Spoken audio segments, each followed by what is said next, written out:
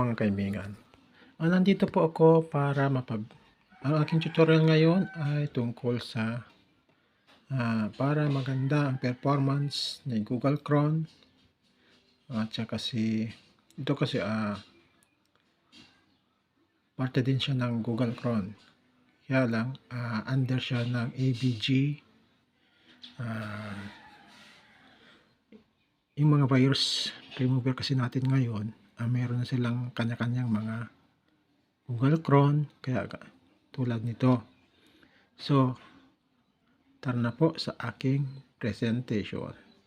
Una po, pagka open natin ng ating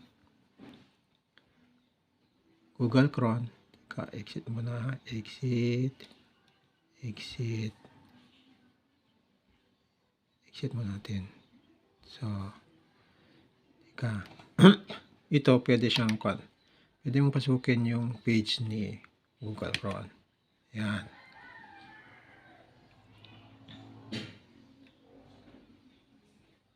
Yan, bilis siya, di ba? Ngayon, para mas mapabilis pa yan,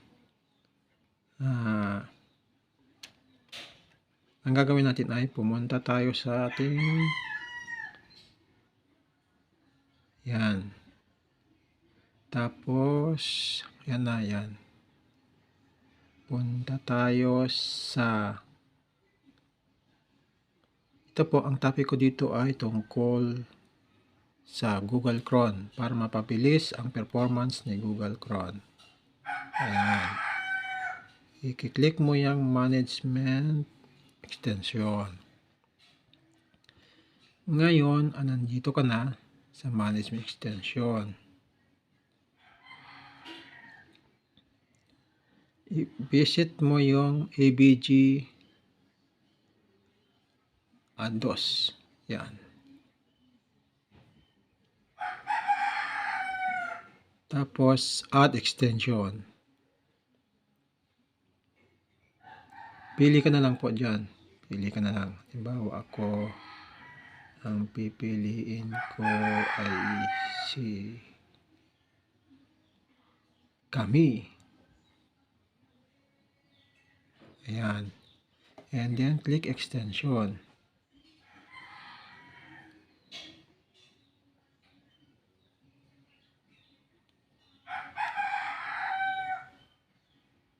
And you can now add extension from Chrome web. Yan.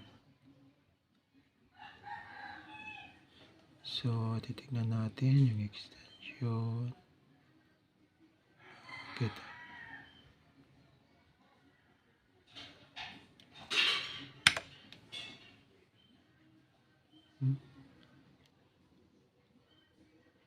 Okay ba sila ni Konto Google Chrome mismo. Siya nakikita.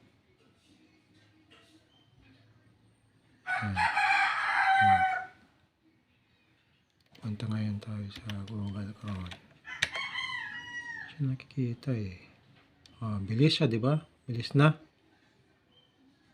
Pero kung ngayon punta tayo sa YouTube.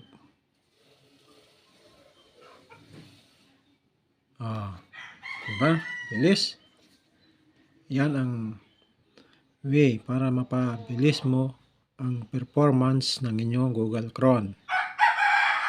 Sa una po ay kailangan punta ka sa kurso dito. Tapos punta ka sa extension. Tapos punta ka dito sa management. Ayun siya nag-upload. Kaiba sila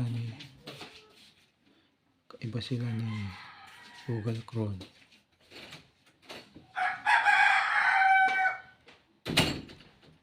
Pero bumilis na siya. Diba, bumilis na siya.